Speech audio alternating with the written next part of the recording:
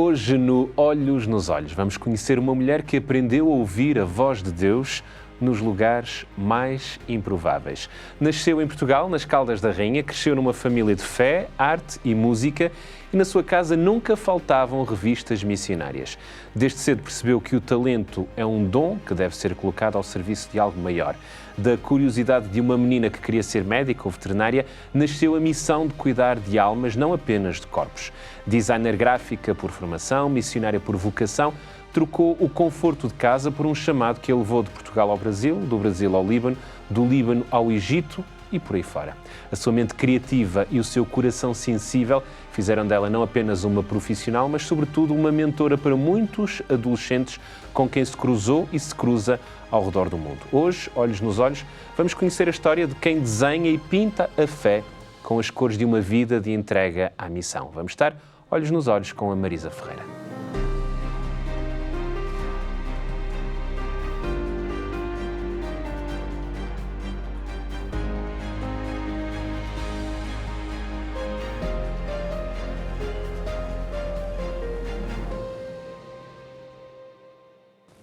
Olá, Marisa.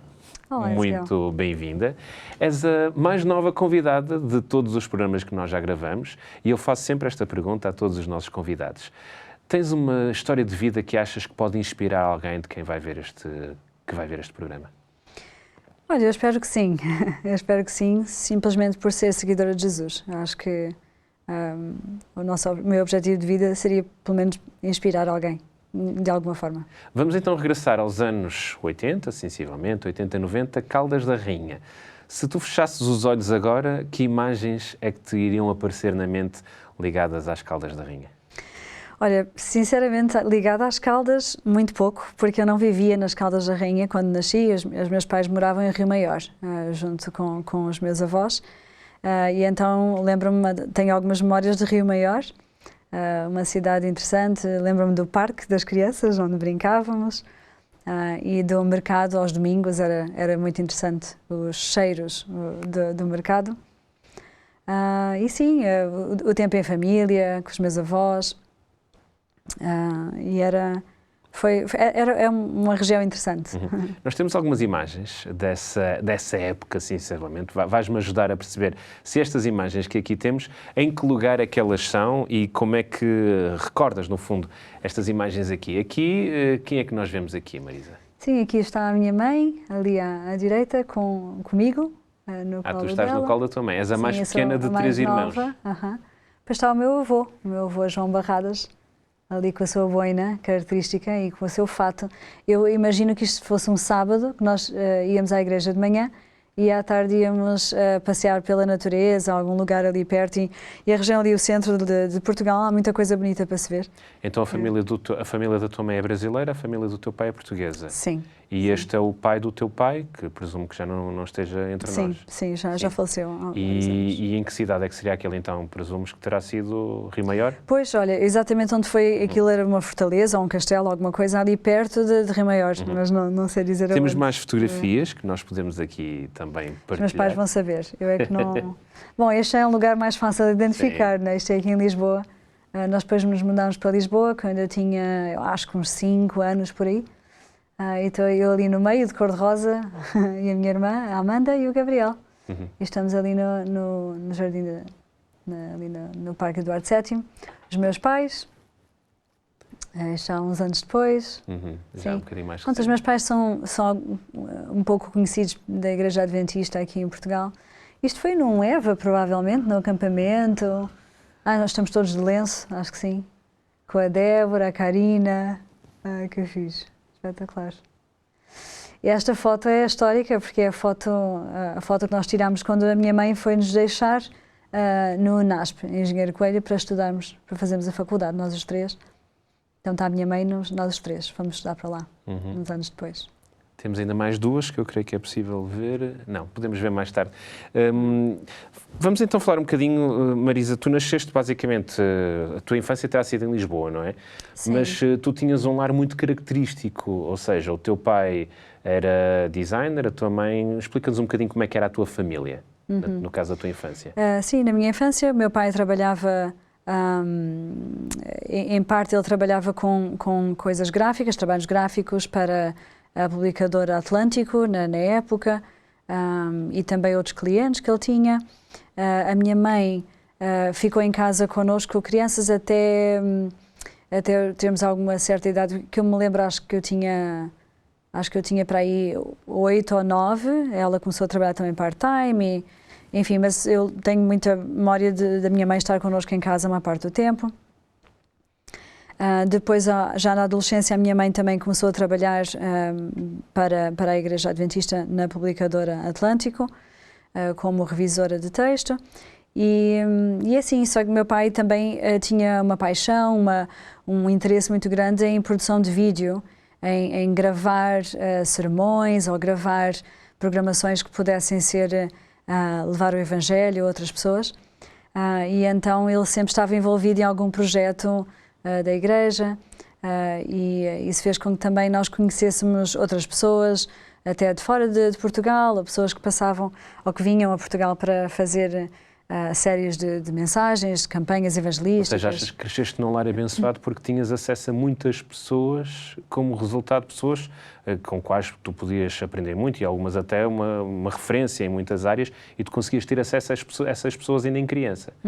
Sim, acho que isso foi uma benção muito grande, não tanto de como criança de ter a oportunidade de ter altas conversas ou longas conversas com estas pessoas, mas simplesmente de ver vidas, ver pessoas que viajavam e viviam para pregar o Evangelho, viviam para cantar do Evangelho. Acho que isso foi muito inspirador para mim a crescer. E os meus pais sempre foram muito apaixonados pela igreja, pelo trabalho de Deus, pelo aquilo que Deus está a fazer através da igreja. E isso sempre foi muito forte. E tinhas acesso também a certos materiais que crianças da tua idade normalmente não teriam, isto porque a tua mãe trabalhava aqui na publicadora, onde, aliás, é curioso porque os estúdios aqui da Novo Tempo fazem paredes meias com a anterior publicadora Atlântica, agora tem como nome Publicadora Servir, mas a tua mãe conseguia ter acesso, eu sei porque o pastor Ernesto Ferreira, ele, que era uma referência no mundo adventista, que também já não está entre nós, já faleceu há alguns anos, ele partilhava com a tua mãe algum material que depois vocês iam buscar e consumir quando ela chegava à casa com isso, com umas revistas, não era? Sim, como é que tu descobres estas coisas, Miguel? Sim, era espetacular. Eu passei uma parte da minha adolescência a ler revistas que não eram publicadas aqui em Portugal, mas que a publicadora Servir tinha acesso. A revista Insight dos Estados Unidos, enfim, entre outras também do Brasil. Revistas em inglês até. Sim, e que tinham muito conteúdo, desde devocionais, mensagens bíblicas, como também mensagens da área psicológica, de relacionamentos. Eu lembro-me que havia muita coisa assim, conteúdo interessante. E sim, isso foi uma benção muito grande também. E os livros que a publicadora também publicava, que eu tinha acesso a praticamente tudo, e também, pelo fato da minha mãe ser brasileira, eu tinha acesso a conteúdo do Brasil, que a Casa Publicadora do Brasil também tem uma produção muito grande de livros. E essa mundividência, chamemos assim, que tu tiveste em criança, moldou a tua vida? No fundo, tu tiveste acesso à internet antes da internet existir. Pois, de uma certa forma, pelo menos acesso em termos de conteúdo religioso, conteúdo, histórias missionárias, biografias de pessoas interessantes que se dedicaram a vida a Deus. Sim, é verdade, eu cresci muito a ler esses livros todos. Não é? E a tua casa, como é que era? A tua mãe era cantora? Era e é? Tinhas também muita ligação com a música? Sim, a nossa casa era o tempo todo alguma música a tocar. Tínhamos muitos CDs, acho que tínhamos mais CDs do que livros quase, ou a mesma quantidade. E os meus pais sempre gostaram, os dois sempre gostaram muito de música, e até ouvíamos música de estilos diferentes. Não era só um tipo de música. Acho que isso também acrescentou muito à minha vida, à minha bagagem assim, musical. Mas sim, nós tínhamos, meu pai sempre gostou de adquirir os lançamentos. O que saísse, ele trazia para casa. E então tínhamos acesso. E a minha mãe cantava muito, mesmo em qualquer situação. Em casa, cantar é o normal. Então nós os três crescemos a cantar, assim, as minhas memórias mais primárias de criança na igreja é a cantar. Acho que é a primeira vez, as coisas que eu fazia. Eu lembro-me quando chegar à adolescência de subir à plataforma da igreja para falar, era muito raro. Eu ia para cantar e estava confortável a cantar, muito mais do que a falar. E nós temos um vídeo contigo a cantar, Marisa. Vamos ver. Okay. Vamos ver um vídeo. Não é tão antigo assim, é relativamente recente, mas vamos ver um vídeo da Marisa.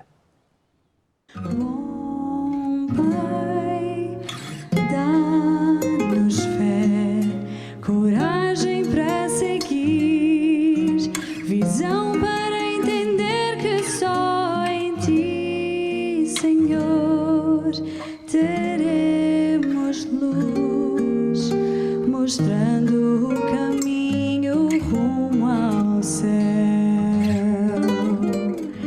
caminho para a vida que é sem fim.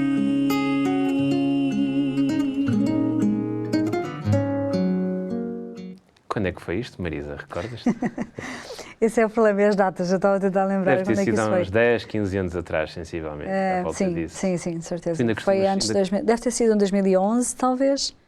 E ainda cantas? por aí. Ainda aproveitas as oportunidades para cantar? Não canto muito sozinha, até porque não gosto, eu prefiro cantar em harmonia, com trios, quartetos ou em grupo, mas o que eu gosto mais é de ajudar a igreja a louvar em conjunto, canto congregacional.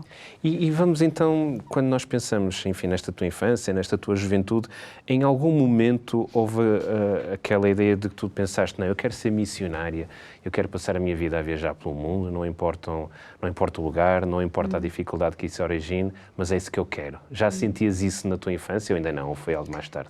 Olha, eu como criança eu tenho a lembrança de gostar muito de ler histórias de missionários. E eu acho que sim, em algum momento devo ter sentido, gostaria de também fazer isto, mas foi só na minha adolescência, depois da minha conversão, é que eu comecei realmente a pensar nisso mais e a ter até ideias muito específicas do que eu gostaria de fazer.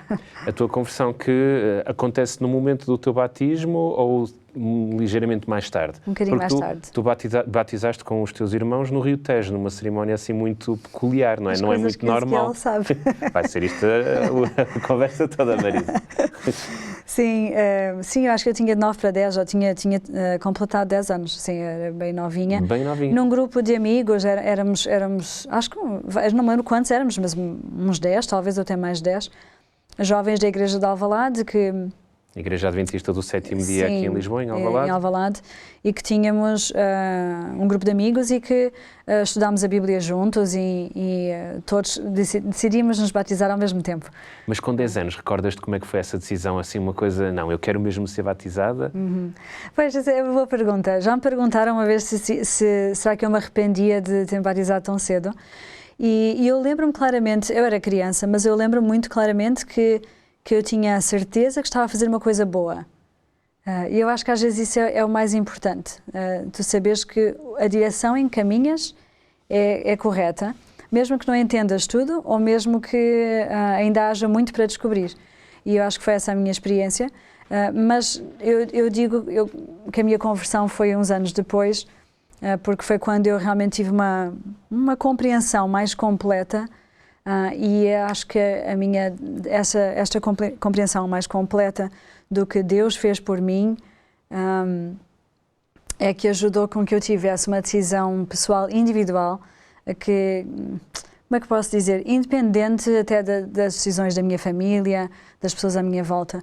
Porque sim, a minha família era uma família de crentes, de pais crentes, mas tornou-se a minha fé pessoal a partir do momento em que eu entendi, compreendi o amor de Deus para mim de uma forma mais completa. Isso foi uns anos mais tarde. E é essa história de conversão que nós vamos querer conhecer daqui a pouco. Vamos fazer apenas a primeira pausa no programa de hoje, Olhos nos Olhos, com a Marisa Ferreira, missionária, com uma história de conversão também muito bonita para conhecer já a seguir. Até já. TV Novo Tempo, o canal da família, o canal da esperança. Segunda parte, Olhos nos Olhos, com Marisa Ferreira, portuguesa espalhada pelo mundo, Egito, Líbano, já lá vamos. Para já vamos ao Brasil. Tu fizeste os teus estudos superiores no Brasil, apesar da tua infância toda, até que idade ficaste no nosso país? Até aos 17. 17, e depois, à altura de ir para a universidade, tinhas várias opções. como é que surge? Há bocadinho vimos a foto da tua mãe a entregar os filhos ao Brasil. Foi mais ou menos isso? Foi os teus pais? Não, nós queremos que tu vivas esta experiência de estudar numa grande instituição de ensino adventista brasileira.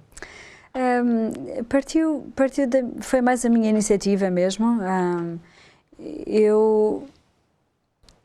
Aquela história que estávamos a dizer, né, que eu cresci a ler conteúdo do Brasil, dos Estados Unidos, mas as revistas que nós líamos do Brasil tinham sempre propagandas, publicidades das escolas adventistas no Brasil, e principalmente das universidades, e eu achava aquilo super interessante. E como em Portugal nós não temos uma instituição assim grande de ensino superior, bom, nem grande nem pequena, não temos no ensino superior que seja adventista, eu tinha muito interesse em estudar numa escola adventista.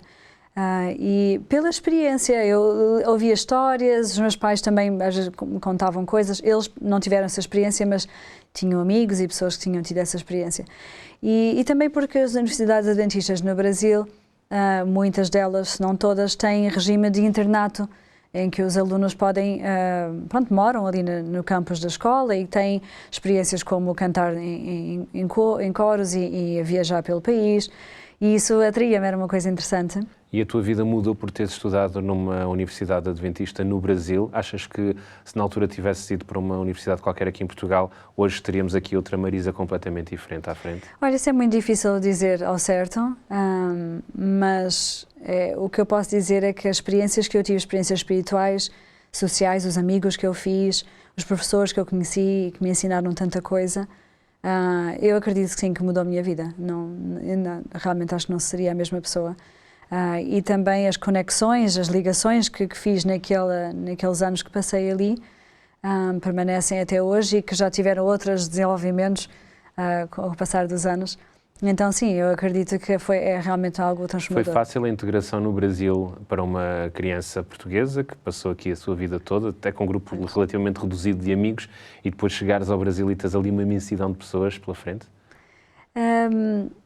Eu sinceramente pensei que ia ser super fácil, porque a minha mãe é brasileira e eu cresci em casa a ouvir falar brasileiro.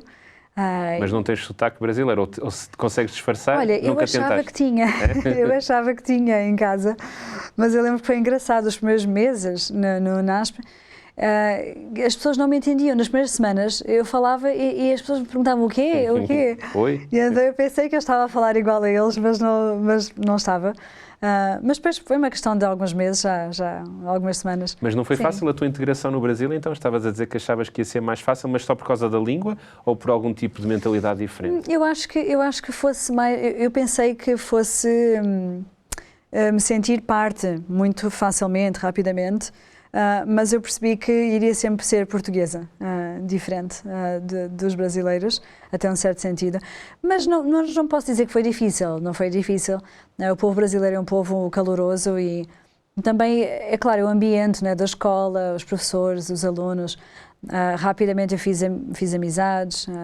Eu lembro-me que, acho que para mim, Marisa, a experiência até foi um bocadinho mais difícil no sentido de mudar da cidade para o campo, porque eu vivi em cidade a vida toda, até aquele momento, e o NASP é mesmo no campo, e estar sem poder me transportar facilmente para a cidade ou fazer alguma coisa, foi um bocadinho difícil no início. Acho que o primeiro ano foi assim um bocado mais difícil.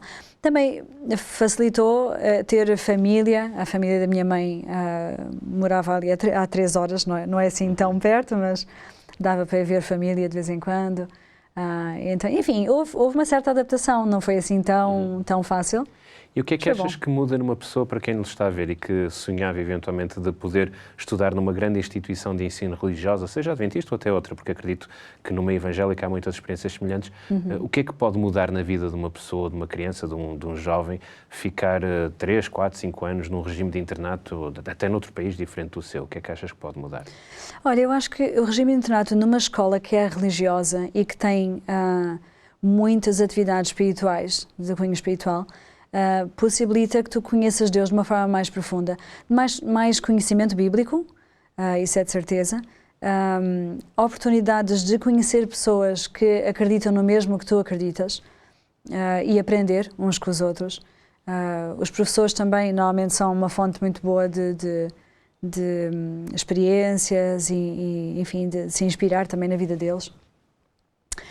E também porque as escolas este tipo de escola oferece atividades que são únicas, como semanas de oração muito especiais, com convidados às vezes até de fora, mas de fora ou de dentro não importa, o que importa é oportunidades de estar na presença de Deus, oportunidades de aprender a orar em grupo, a participar de pequenos grupos, participar de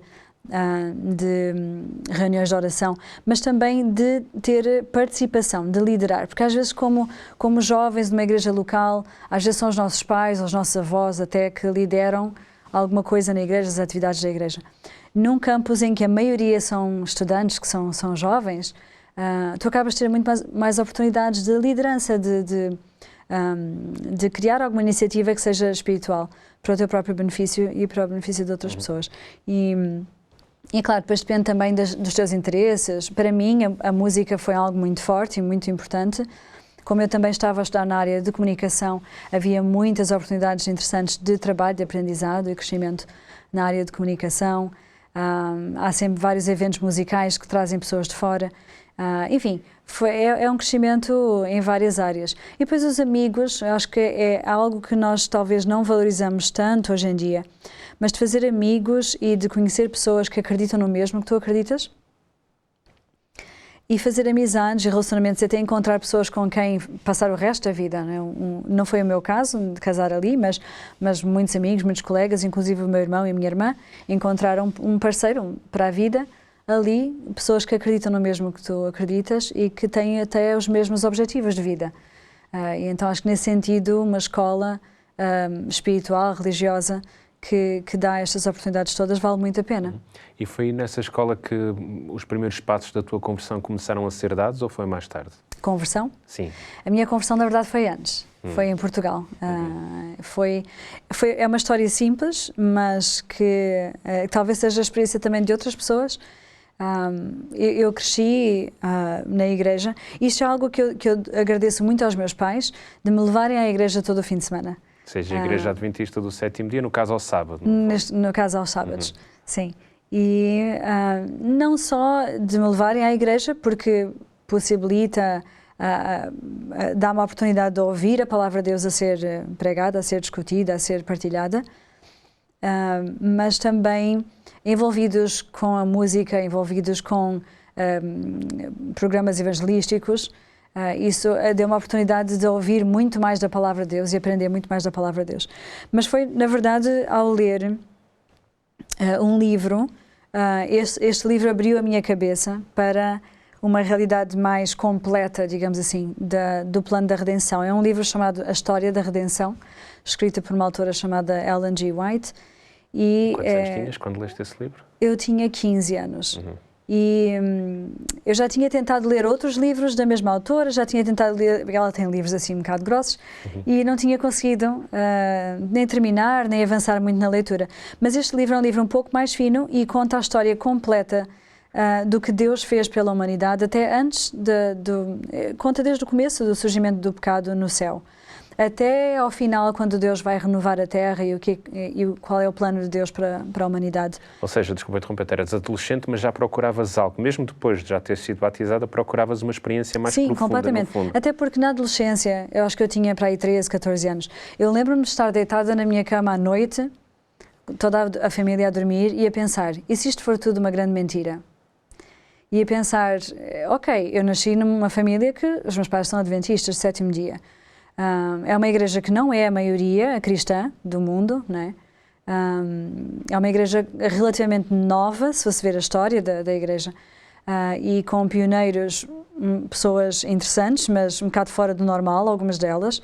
E então era uma pergunta muito grande para mim. E se isto é tudo uma grande invenção, não é? Que pessoas inventaram, que é... E então eu fiz essa busca por mim mesma, sem nem ter falado com os meus pais sobre isto, não falei com ninguém, foi só por mim mesma, pela Bíblia, mas também pela esta autora Ellen White, que é uma autora que é considerada pelos adventistas como alguém que recebeu mensagens de Deus, E então para mim era crucial saber se esta mulher era realmente uma mensageira de Deus ou não e o que é que ela dizia. E então foi mais nesse caminho que eu segui, de tentar descobrir quem ela era e o que é que ela escreveu e o porquê.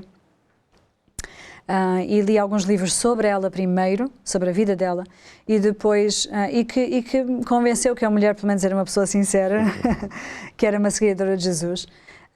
E ao ler este livro, História da Redenção, eu vi que realmente batia com a Bíblia, batia exatamente com a mensagem da Bíblia.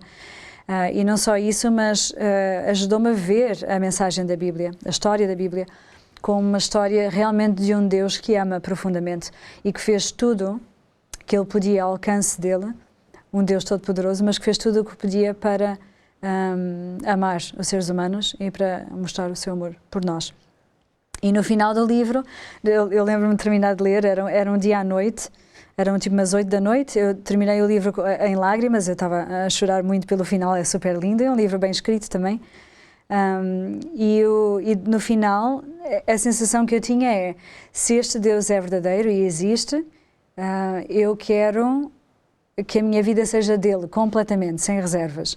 E eu quero que ele me use, de alguma forma, para o avanço da sua causa, para o avanço da sua missão, daquilo que Deus quer fazer.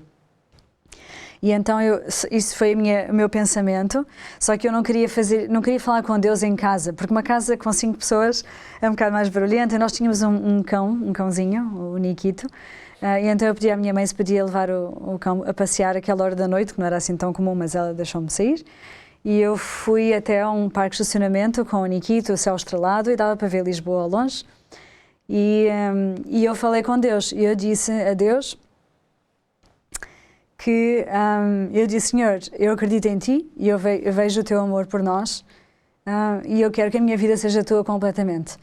E eu só te peço em troca que Tu me dês uma vida extraordinária.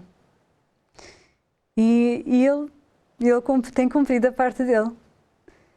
E a minha parte foi só segui-lo o melhor que eu pude.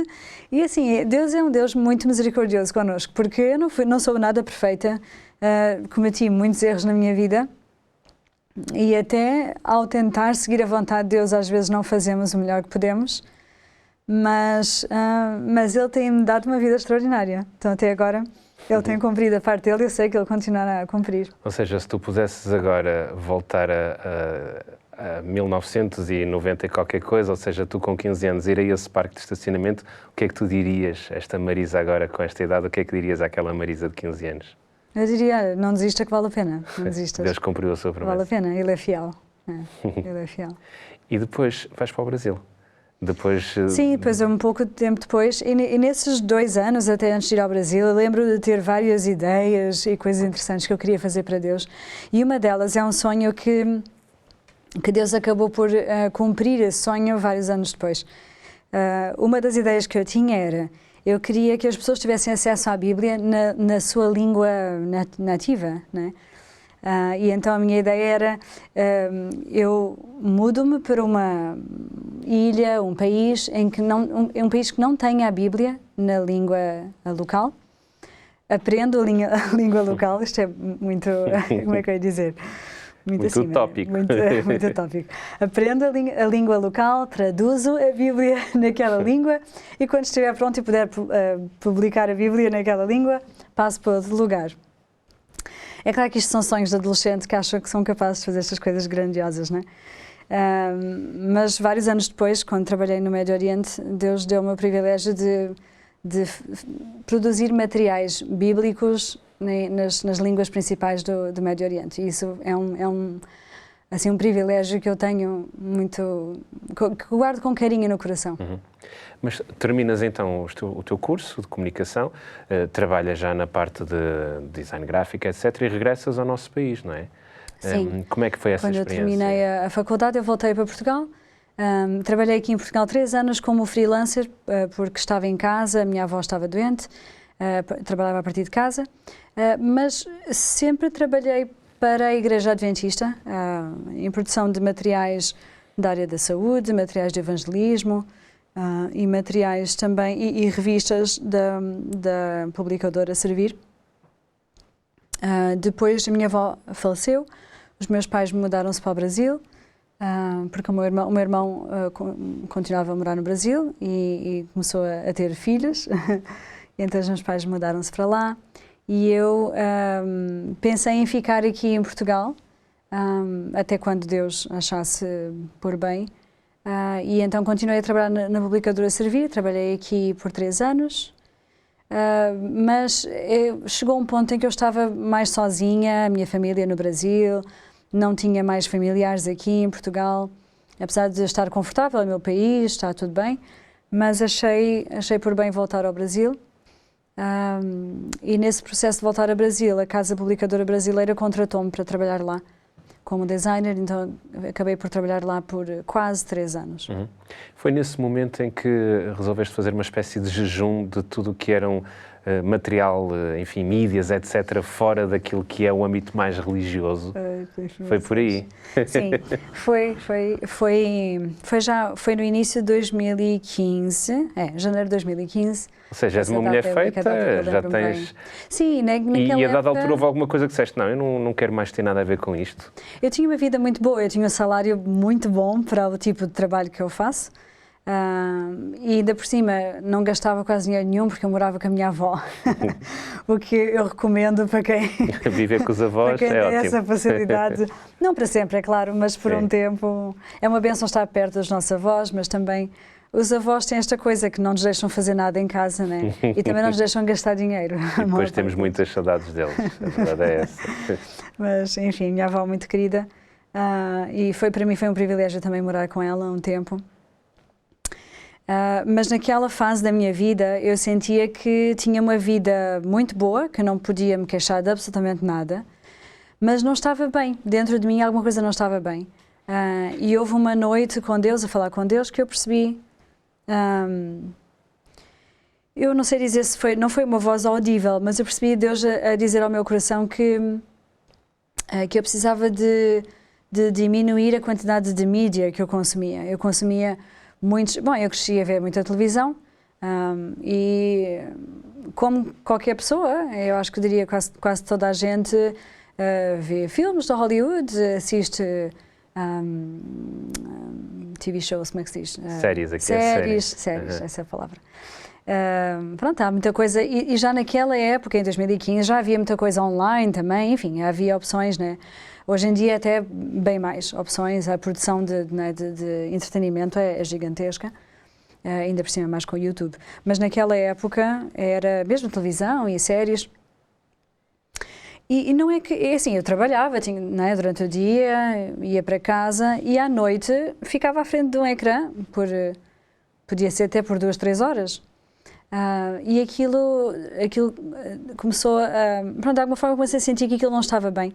E então ao conversar com Deus sobre o assunto, eu pensei, vou fazer um jejum, parar de ver televisão, assistir coisas, por 30 dias, vai ser por um mês. No momento em que eu disse isto a Deus, eu tive a sensação de que fosse morrer, o que é uma coisa tão ridícula agora que eu digo, não é? Completamente absurda. Mas foi ali que eu percebi que eu estava viciada, que era uma coisa demasiado importante para mim. E quando tu queres retirar uma coisa que é muito importante para ti, dá a sensação que a tua vida vai acabar. E então ali mesmo eu percebi, não, eu realmente tenho que fazer alguma coisa sobre isto.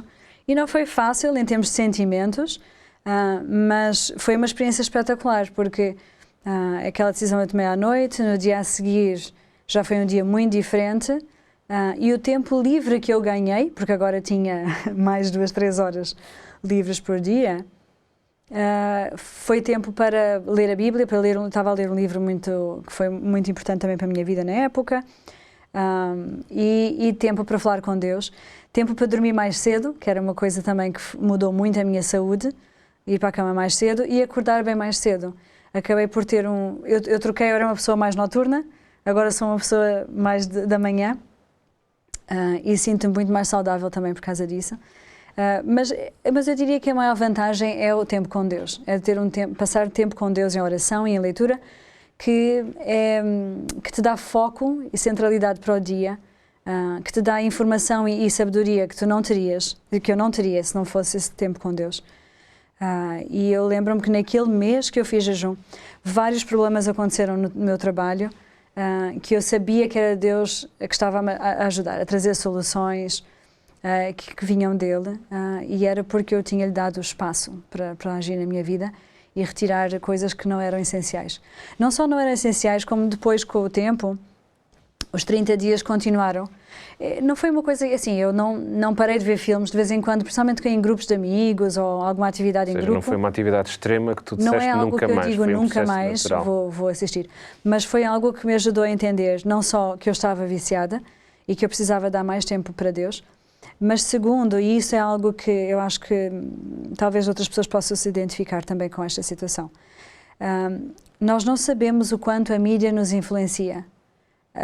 Só vamos descobrir o quanto somos influenciados quando desligamos um pouco e vemos que às vezes as nossas formas de pensar e decisões que tomamos por espontaneidade vêm influenciadas com coisas que não são bíblicas, que não são de Deus, que não é da forma de Deus pensar, nem que Deus gostaria que nós fôssemos, mas são o que o mundo faz, o que o mundo prega, princípios que são até contrários à vida que Deus quer para nós.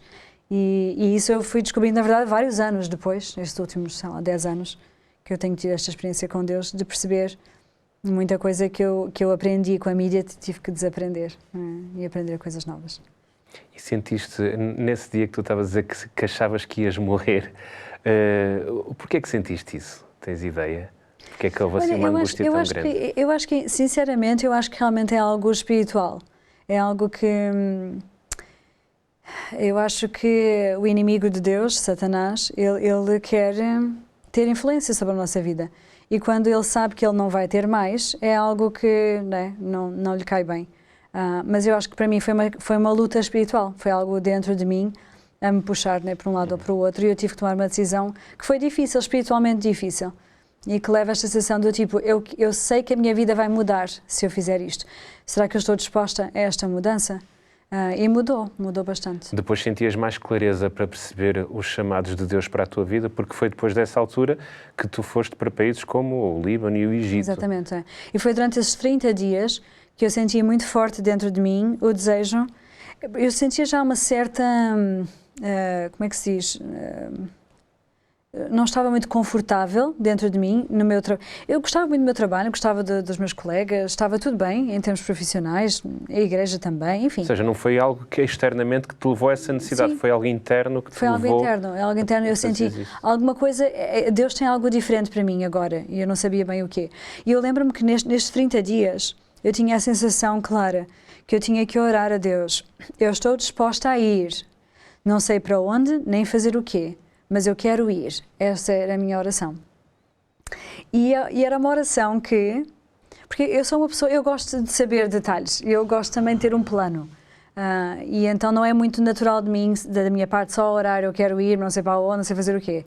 Mas eu senti que naquele momento era o que eu precisava dizer a Deus. Eu quero ir, eu estou disponível. E depois foi uma sequência de coisas que aconteceram, pessoas que eu descobri, porque eu trabalhava numa casa publicadora adventista, em que houve uma coincidência de que uma das autoras dos livros didáticos que eu diagramava veio visitar a editora, a casa publicadora, e nos encontramos na casa de banho feminina e conversámos um bocadinho, e esta senhora estava a ir para o Japão como missionária. E eu fiz algumas perguntas sobre, mas como é que é, e como é que se faz, e eu não sou pastora, eu não sou professora, eu não sou médica, que estas são as 3 profissões que normalmente as pessoas pensam, são as profissões dos missionários, não é? E esta senhora não era nem médica, nem era professora de português, mas ia para o Japão, não ia ensinar português. E então ela explicou-me, não, há outras formas, há outras possibilidades. Eu conheci esta pessoa, e esta é a arquiteta, e está a ir para a Turquia. E eu achei aquilo muito espetacular. Existem outros caminhos, outras possibilidades. E assim foi. Várias coisas aconteceram, entrei em contato com a União.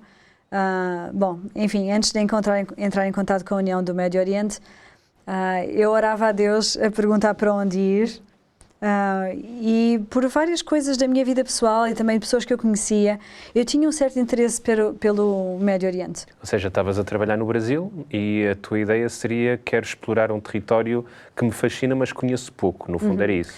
A ideia, o que eu tinha no meu coração é: eu quero ajudar um lugar, eu quero poder contribuir na causa de Deus para um lugar que não tenha, num lugar com necessidades, num lugar que não tenha assim tanta gente. No fundo, aquele sonho de criança que era traduzir a Bíblia para uma língua que ninguém falava. Que as pessoas que não tenham acesso ao Evangelho tenham um pouco mais de oportunidades.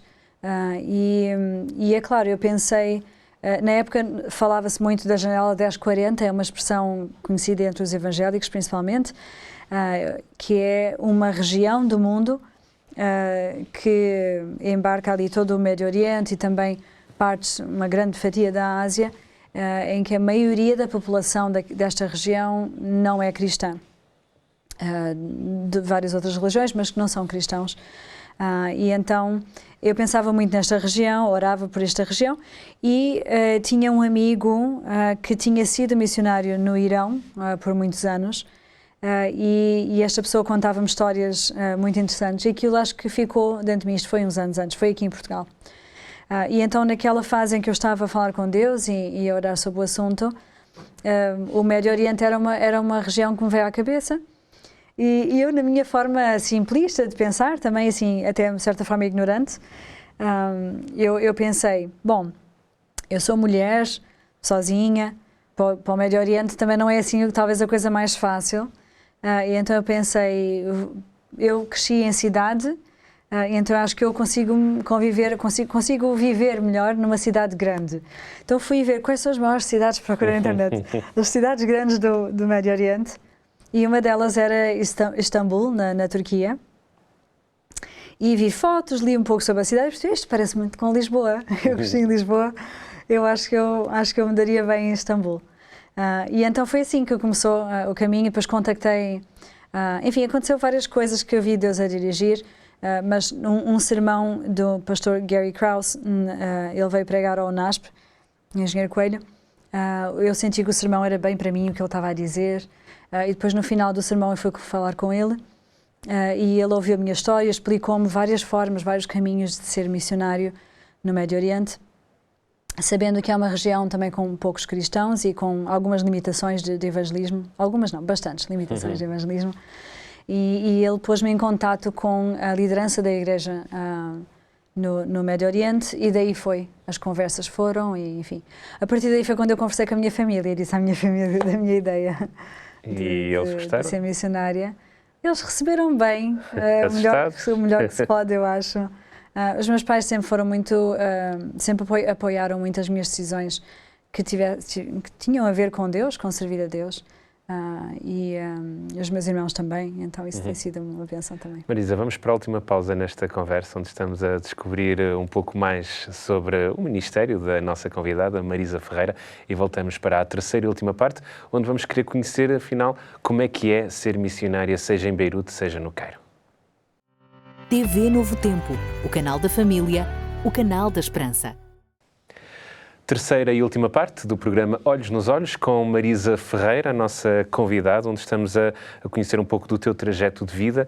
E agora vamos até este dia marcante, que é o dia em que tu chegas ao aeroporto de Beirute, presumo, com as tuas malas, sozinha, não sei. Como é que foi esse dia em que tu dizes, o que é que eu estou aqui a fazer? Ou nunca colocaste esta pergunta?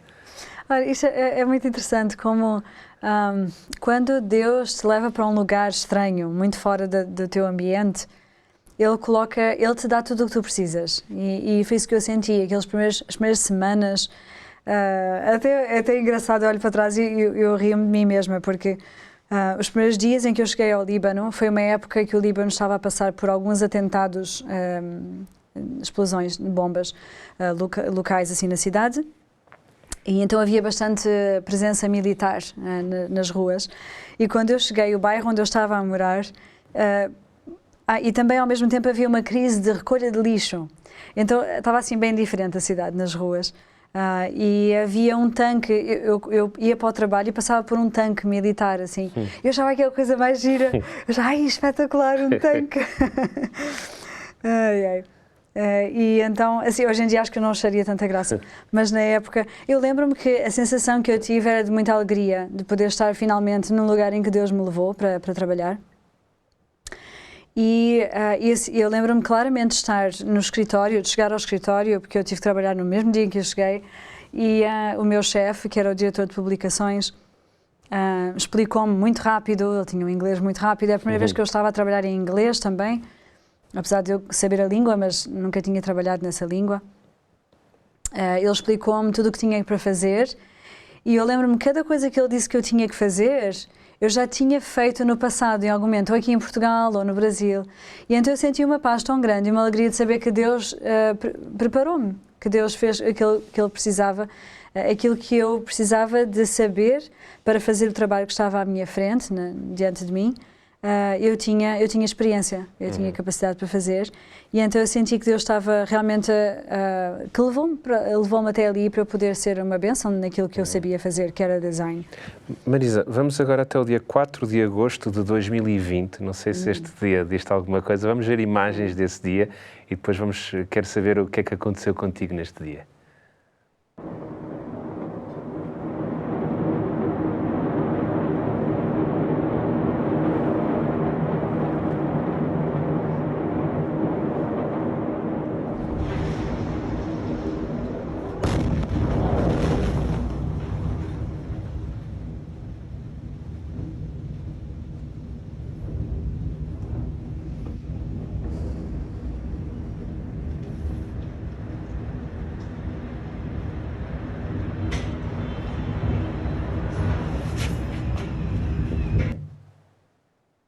Yeah. Tu estavas ali. Sim, estávamos ali. Isto foi por volta das 5h30 da tarde, não, 6h30. Eu estava no escritório até um bocadinho mais tarde, e foi uma coisa bem louca. O som foi muito alto, porque o nosso prédio, a sede da Igreja Adventista para o Médio Oriente e o Norte da África, fica a 7 km de distância do lugar da explosão. Todos os vidros, todos os prédios que tinham vidro, alguns estouraram, alguns só abanaram. O nosso prédio, graças a Deus, não teve nenhum estrago grande, só pequenas coisas que aconteceram. Eu estava no meu escritório e o barulho da explosão atirou-me para o chão. Eu estava já a pegar as minhas coisas e o coração bateu muito rápido. O meu pensamento inicial foi, começou alguma guerra aqui no Líbano. Principalmente o vizinho do sul do Líbano, de vez em quando, né, tem algumas interações bélicas, e eu pensei que fosse um começo de alguma coisa. E no nosso campus adventista ali, que pertence à igreja, temos alguns bunkers, ou algumas caves em que podemos entrar para estarmos seguros. E então esse foi o meu pensamento, correr para o bunker, mas ainda pensei, melhor levar o meu computador e a minha mochila. Então para trabalhar, vou aproveitar para trabalhar. Não, porque eu pensei, não devo voltar aqui, Sim, pensei que não pudesse voltar. E então pus tudo na mochila, desci as escadas a correr e encontrei-me com o presidente que estava a sair também do seu escritório e um outro diretor da Adventist Mission também. Encontramos ali na entrada e eu perguntei para onde corremos. Eles disseram, corre para o prédio do norte, ali em cima na escola. E então corremos, e eu lembro-me de correr assim que o meu coração saltava pela boca, e foi a primeira vez na vida em que eu senti, depois que eu me sentei-me, que eu tive vontade de vomitar. Eu percebi que foi aquela reação física muito extrema do stress, né, da ansiedade do que estava a acontecer. Foi um momento estressante, porque nós não sabíamos, até que demorou bastante tempo para descobrirmos o que realmente aconteceu. Havia, claro, as principais especulações era que fosse algum ataque de guerra, mas não era. Depois acabou por perceber que não foi um acidente, uma coisa horrível que aconteceu, um acidente que toda a gente gostaria que tivesse sido evitado, mas que, enfim, infelizmente aconteceu. Mas, apesar de tudo, ainda havia muitas incertezas naquela noite, até inclusive dormi dormi dentro do campus, na casa de outros amigos, com o meu passaporte, com todo o dinheiro que tínhamos. No caso, tivemos que sair do país. Mas depois, no dia a seguir, já foi-se tendo mais informação. E eu acho que algo que foi muito bom desta experiência da explosão do 4 de agosto, em Beirute, foi o fato de que, como nós não tivemos assim tantos estragos nos nossos prédios ali da igreja, toda a comunidade adventista virou-se para ajudar a comunidade local mais próxima da explosão. E então nós passámos aquela semana inteira, o trabalho parou, tudo parou, e passámos a semana toda, todos os dias, a ir para a rua a ajudar as pessoas a recolher vidros. Havia uma quantidade muito grande de vidro no chão, porque a explosão praticamente partiu todos os vidros dos prédios ali à volta. E eram os vidros que eram mais perigosos também, né? Então foi uma experiência interessante. Acho que algo que podia ter sido mais assustador tornou-se menos assustador, ou pelo menos tirou-se o foco da situação que passámos difícil, não é? Mas foi a experiência mais marcante da tua vida ou não? Não diria que foi a mais marcante, mas foi marcante, certamente sim, foi marcante. Nós tivemos depois uns anos a seguir, acho que foi 2022, um terremoto na Turquia que sentiu-se no Líbano também, e foi, acho que para mim até foi um bocadinho mais marcante essa experiência, em termos de sentir mais medo, porque o nosso prédio balançou muito, e foi no meio da noite, acordou-nos, foi assim uma coisa assim mais assustadora nesse sentido, da surpresa. Mas, no fundo, saber que nós estamos com Deus, que Deus está connosco, e saber que em momentos difíceis podemos ajudar alguém. Inclusive, nesse momento, eu lembro-me bem do terremoto que aconteceu, que eu fui acordada pelo terremoto. Eu lembro que o que me ajudou a acalmar mais foi ter que ajudar outras pessoas a se acalmarem. E isso é algo que eu vejo uma constante na minha vida. Quando há algo muito grave, grande a acontecer à minha volta, se eu me viro para ajudar alguém, é bem mais fácil para mim mesmo passar por essa situação. E deste trabalho todo que tu desenvolveste, seja no Líbano, seja depois mais tarde, 2 anos no Egito, enquanto diretora de comunicação da Igreja Adventista lá, seja também enquanto professora que tu deste aulas numa universidade também lá, de todas estas experiências destes países que tu viveste, o contacto que tiveste com os adolescentes, enquanto professora, com os jovens, com os desbravadores, que imagem mais marcante tens de todo este período da tua vida? O que é que te recordas mais? O que é que te deixa com mais saudades? O que é que te marcou mais deste período? Boa pergunta. Eu diria os momentos de estudar a Bíblia com adolescentes. Eu acho que isto é algo que me traz muita alegria, mas é algo muito simples, mas ver jovens a entender o amor de Deus, a abrirem as suas mentes para um Deus de amor, o Deus da Bíblia, estudarem profecias da Bíblia, perceber como Deus nos deu revelações do futuro, como Deus preparou o caminho para que nós o encontrássemos e também tivéssemos vida eterna. Eu acho que este processo de ajudar pessoas a estudar a Bíblia e a entender e conhecer Deus é o que mais me faz feliz. E é o que mais me marca, são as melhores memórias que eu tenho. É isso que é ser missionária, no fundo? Eu acho que sim. Consideras-te uma missionária? Agora sim, mas de uma forma diferente do que eu achava no início. Eu tinha o conceito de missionário, alguém que vai para longe pelo Evangelho, fazer alguma coisa pelo Evangelho de Cristo. Hoje em dia eu vejo ser missionário alguém que tem uma missão da parte de Deus de ajudar as pessoas a se aproximarem de Deus. E é algo que qualquer pessoa pode fazer em qualquer lugar do mundo. Marisa, sentes que, de alguma forma, aquela promessa que Deus te fez com 15 anos foi cumprida de todas as formas ou ainda pode ser cumprida ainda de mais formas? Eu acho que foi cumprida já, em todas as maneiras possíveis, porque Deus realmente é muito fiel. Mas a minha vida não terminou ainda. És a mais nova convidada aqui do Olhos nos Olhos. Enquanto há vida, há trabalho de Deus a ser feito em nós, em mim e através de mim, eu espero. E que estás disponível para ir onde Ele te mandar. Eu espero que sim. Marisa, a última pergunta que eu faço, e faço esta a todos os convidados. Se tu tivesses que resumir a tua vida numa frase, eu às vezes até digo no título de um livro, no título de uma canção, por exemplo, como é que tu resumirias a tua vida, a tua curta vida até agora, como é que tu irias resumir essa vida que tu viveste tão extraordinária numa frase ou num título? Eu precisaria de mais tempo para pensar, porque eu gosto de pensar sobre títulos de livros. Vou-te ajudar. O pastor Williams Costa Júnior disse: Jesus, tu és a minha vida, que foi uma das canções que ele compôs. Sabes que eu tenho... houve um momento da minha vida que eu tomei esta decisão. Eu gostaria... Eu tenho um desejo, que se eu ainda... Né, se Jesus não voltar antes e eu morrer nesta terra, que estivesse escrito na minha lápide, ela amou bem. Seria essa a frase. Não. Obrigado, Marisa. Foi muito bom podermos estar Nada, aqui, um prazer. olhos nos olhos, e conhecer um Obrigada, pouco Isabel. desta tua vida, no fundo extraordinária, pela forma como tu dedicaste, quer a tua vida, quer também os teus dons e os teus talentos em tantos lugares do mundo, e assim vais continuar. Obrigado, Marisa. Obrigada.